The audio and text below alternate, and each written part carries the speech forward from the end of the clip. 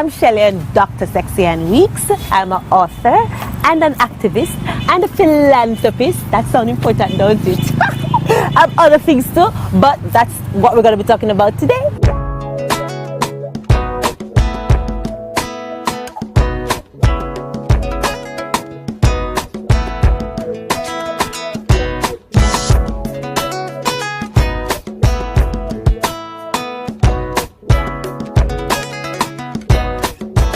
So female reproductive health is a very personal thing to me because, well, duh, as you can see, I'm a woman. But I thought that reproductive health is something that we don't talk enough about. From a girl is going through her period to women who have female reproductive health issues, there really isn't a lot of conversation or even just information readily available for us to tap into to get help in this field. And that's one of the reasons why I decided to champion this cause, because there are a lot of things that we are deciding on and we're not doing so with enough information. Case in point, surgery.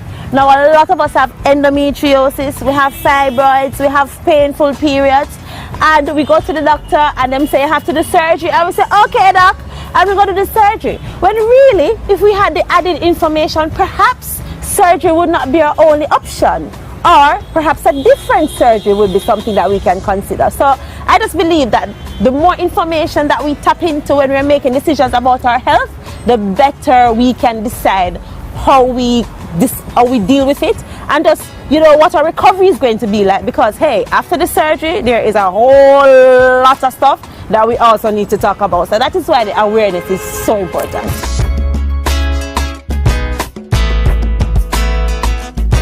But I find that period is something that is very taboo in most countries that call themselves religious. And it's not just Christians religious, Muslims religious. It's like, I find that religion is not very open to female reproductive health issues, and especially period. Oh my goodness. If you have your period and you're of a certain religion, yes, in the 21st century, you are still expected to go in the little room in the back of the house and stay there because you're unclean. And whoever you become in contact with becomes unclean. And whatever you touch becomes unclean.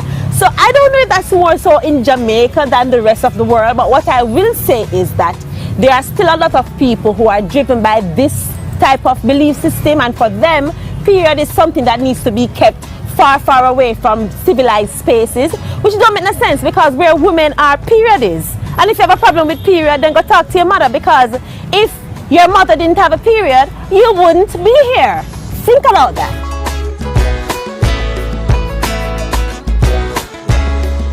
Okay, major challenge. Well, the obvious answer would be funding. But funding is a challenge. It really is. It's something that I'm dealing with. It's something that is fixable. There are a lot of funding spaces available, but it takes a lot of convincing. But I think if I could change anything immediately, the first thing I would address is adults, parents, guidance counselors, guardians, people who feel that children need not to know anything about periods. Meanwhile, they are having periods. So stop telling your daughter about chun-chun and tun-tun and cho-cho and all them other cutesy words that you try to say to avoid saying vagina.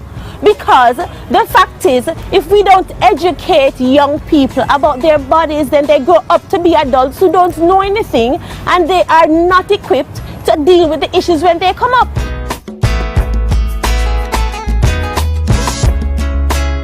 Alright, so let's talk about period parties. Now I know period parties, these two words don't normally go in the same sentence, but yes, that's a thing. A period party is really the opportunity to discuss period in an entertainment, relaxed environment. And I'm going to be hosting some period parties next year, but this year I decided to do 3 in December. One's going to be on the 13th, the 14th, and the 15th. And basically what it is, we're inviting adults to come with a little girl in their life. It don't have to be their daughter, it can be a niece, it can be a friend daughter, it can be a goddaughter, don't matter. But we want to create a non-judgmental space where they can ask their questions, or we can give them real information, we can show them the products, we can tell them what to expect. And when we talk about periods, we automatically go straight to the pain. And that can be very scary, especially for a little girl who has not had her period yet. So, or even if she doesn't have painful periods, she thinks that's something wrong with her because she's not feeling any pain. Some of us have painful periods, and it's not because of the period where we feel pain. We feel pain for other reasons, and that is some of the things that we discuss at the period parties, because we give tips on how you can have healthier, more comfortable periods. We tell you how you can make better use of your products, how you can be more aware of your body, how to treat the different symptoms without going straight to pills, because for some reason as soon as you feel a discomfort you pop 2 tablets. But there are different options, and those are the things that we talk about at period parties. So look out for them, they're coming up. The ones that are going to be happening in January are going to be awesome. And we really want to say thank you to our partners for this part of period parties, which is Confidence Feminine Napkins. Thank you, Confidence.